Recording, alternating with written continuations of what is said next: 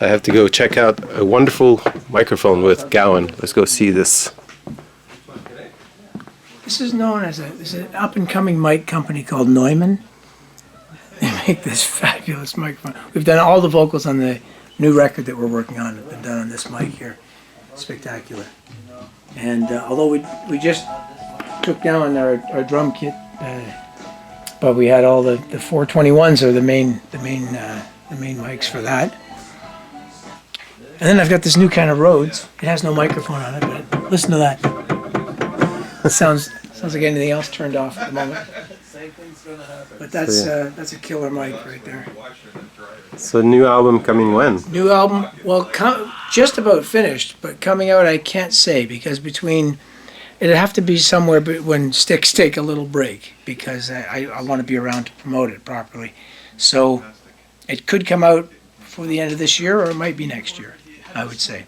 That would be my best guess. So you've been a long time Sennheiser Neumann user. As you mentioned Strange Animal, that was done on a Neumann 67, and that was done at Tittenhurst Park, which was the studio where John Lennon recorded Imagine, and it was the same gear that was there at the time. So it was tons of Neumann stuff and everything, really from the Beatle days.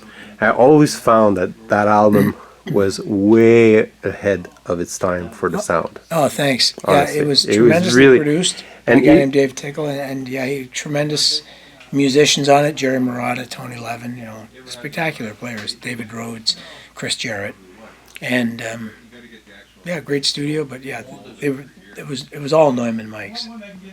Yeah, and even the look. Who had developed that look? That whole look, even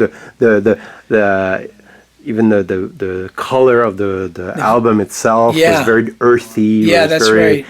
Yeah, that was a painting, again done by a guy named Ruud Kreinen in Holland, and it was Jerry Marotta actually that showed me that painting. He said, you're calling the album Strange Animal. Here's this thing of footprints, and man is the strangest animal. So that he just kind of got it in that painting. So there was that. And then later making the videos for the record, they were kind of, everything was very fresh in the 80s as far as that medium of making videos that were easily televised and everything. So there was lots of, we introduced animation into it and turning into a cartoon character and that whole thing that really caught people's attention. But I'm glad you remember it. Oh, absolutely. Like I say, in the 80s, it was very... one of the things that marked the 80s for me because it was basically in my roster of collection was Aha. Mm-hmm. That's right. Yeah. Aha. Take on Me. Yeah, and there was definitely some Depeche Mode. Oh God, great stuff. And Gowan. Yeah. But Gowan actually for me that what approached me to the piano also. Yeah. So it was at those times there was a lot of saxophone things like Man at Work and things like that, and then suddenly a very prominent piano. It's funny you say that because I just heard that from there's a great producer named Rob Wells, and he mentioned the same thing. And even actually we had Em Greiner on recording the other day, and I was talking to her earlier this year, and she's of that age that she's a great keyboard player, but she said when she heard some of those songs, it made her want to move toward playing piano more, Yeah, no, and your vocals, the kind of vocals you had, and the way you were doing the build-ups, because the harmonies were not 80s. Really not, I know. No. Really not much of an 80s thing at all. The instrumentation wasn't 80s. Not really. I mean, some of it was. It was kind of a hybrid before there were hybrids. A lot of it was classic rock influenced, very much so. Like I was trying to write progressive rock songs, but within a tight pop format, because that's what would get played on the air, And so for example, Genesis at the time, they had shortened down a lot of their pieces just to keep getting radio playing to get on television, I guess.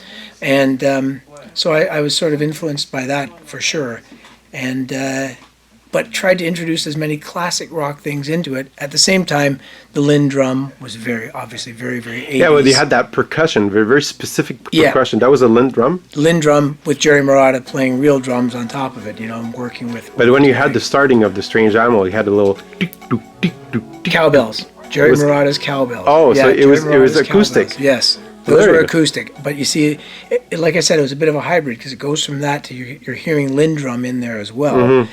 and so you've got electronic drums and real drums simultaneously. And obviously the Lindrums were the two big hits in the beginning.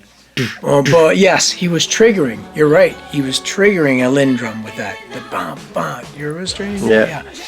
I tell you, I Good. remember You paid attention to that. Oh right? yeah, I knew it by heart. It was one, and at that time, we didn't have 1,000 songs. So whatever Right. albums we bought, you listened to it as ad nauseum. Yes, absolutely. So- If you could only afford 10 songs, those were your 10 songs. That was my 10 songs, and I mean, and you transfer it on tape eventually, whatever. But Yeah. so whatever you bought, and it was something very endearing. Yeah. So I still have. I Yeah. should have brought the album here, and you signed it for No, me. it's okay. But it is, and I like authentically say that this was a landmark album, and I can't wait to see what you're coming up. I think a lot of fans.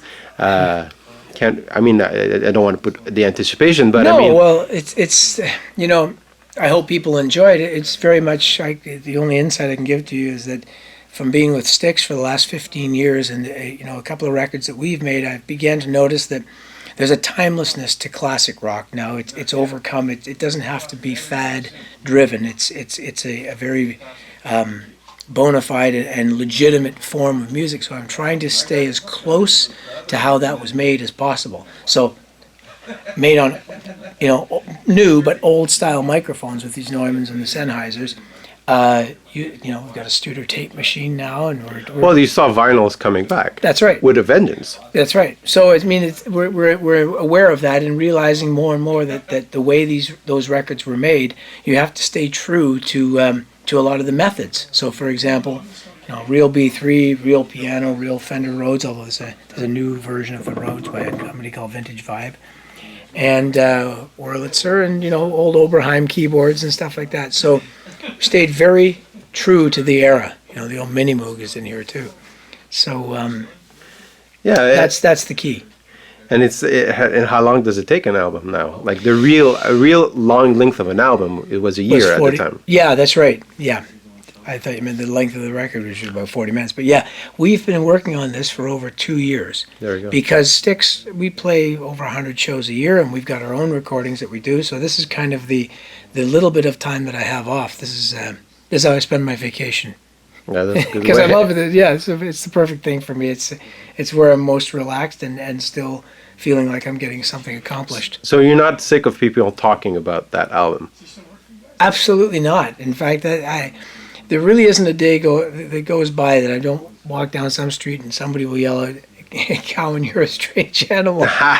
So I'm resigned to that and happy about it. And I still play the song, and we enjoy doing it.